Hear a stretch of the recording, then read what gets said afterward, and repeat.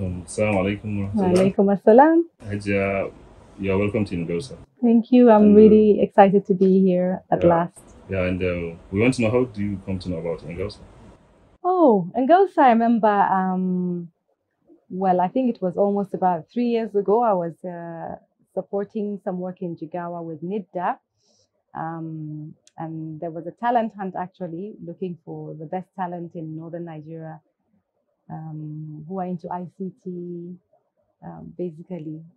And so Mustafa from ENGAUSA, I think you were the first to come up, I think, that day. And when you started to explain what your hub is doing, about how you...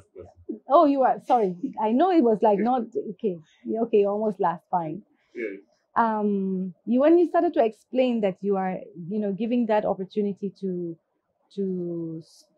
young people who don't speak English, but yet have talent, have capabilities. You were giving them an opportunity to learn skills that you didn't need WIEC, you didn't need to have gone through secondary school, you could have dropped out at some point, but it shouldn't have been the end of the road for you. So ENGAUSA is this huge opportunity offering such a wide variety of skills, the software, the hardware, IT skills. They're offering so many options to every learner, so there's a nice variety, of good menu of skills a person can learn. If you do not have your secondary school qualifications, if you do not speak English, it's not the end of the road for you. There's so much you can learn and make a living from. So I thought this is the right concept for northern Nigeria, just the perfect recipe for young people to be able to pick themselves up, learn a skill, and thrive in today's world. The courses and the skill sets that ENGAUSA is offering are very real time, very relevant to today's industries. So I'm very confident that the students who come and learn at ENGAUSA are able to set themselves up in their own businesses, or actually get jobs, because they are coming out with relevant skills that are needed today. Videography, blogging, photography, the electrical fencing, the power banks, the solar torch lights. All these are things that we need every day now.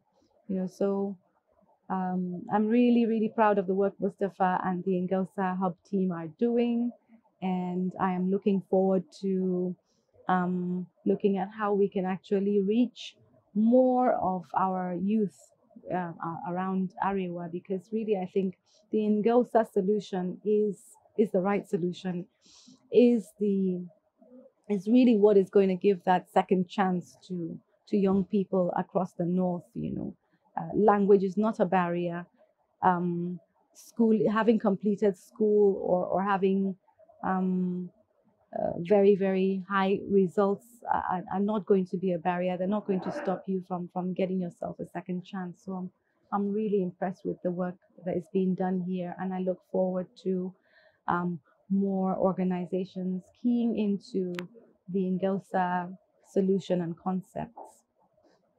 And Hajia, we are amazed with how motivated you are with this innovative idea of ENGAUSA, because you're a native speaker of English language, but most of the academicians are discouraging us, challenging us that this concept will discourage the youth from learning English language. What do you think about it?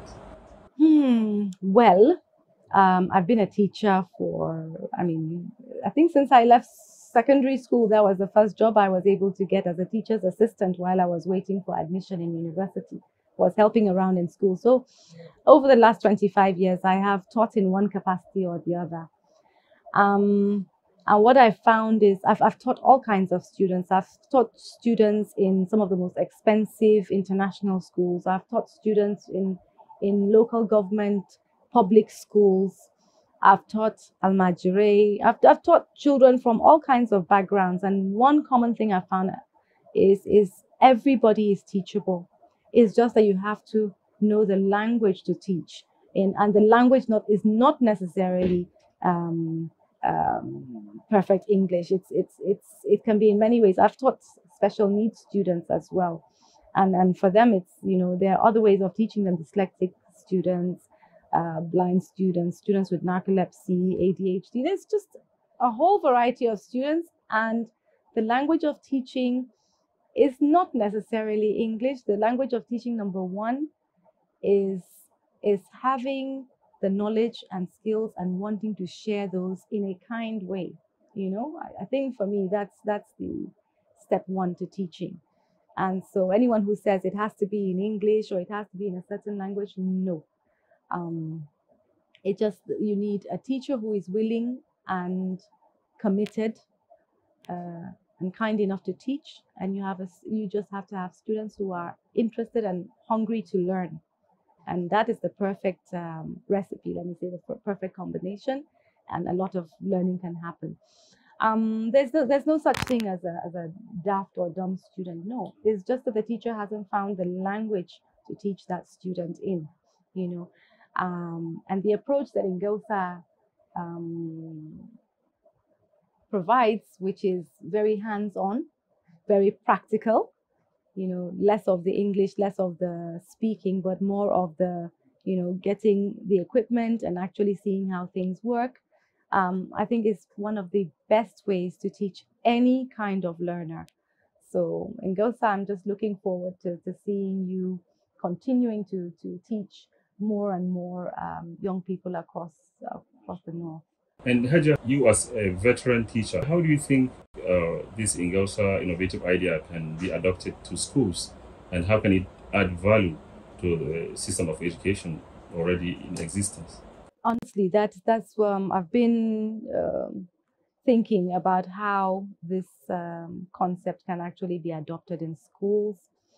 First of all, schools need to have their labs.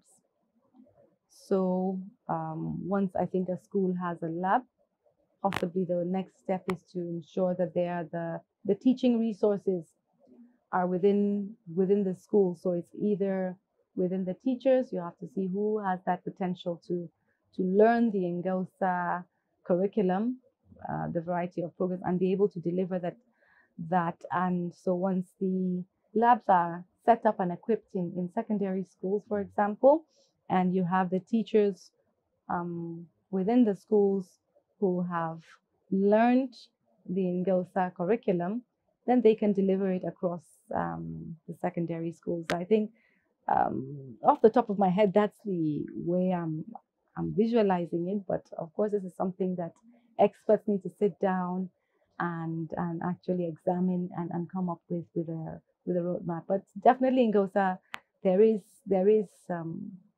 definitely something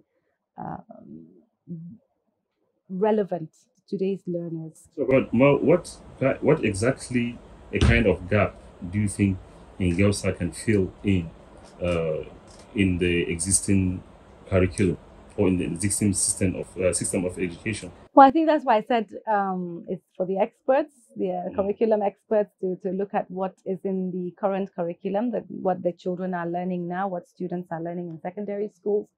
Look at what the ENGAUSA curriculum is offering, and see where ENGAUSA's curriculum can fill in the Like gaps. for example, there are some schools who are claiming that they are adopting Montessori system of education, but most of the schools, when we visit them, you'll see they are lacking expertise, they are lacking equipment, tools. It's just theoretical, but still they are claiming it is a Montessori system of education. How can you convince them to adopt system like this? Well, I don't know much about Montessori. I'm not an expert in Montessori, but Montessori, to my understanding, is a very practical way of learning, teaching and learning. So there is some similarity with actually the way ENGAUSA approach is, which is also a very hands-on, practical way of learning. Everything is just set up there, and students actually can see the development of whatever they're learning, rather as opposed to theoretical, which is currently what is being taught in secondary schools. A lot of it is just from the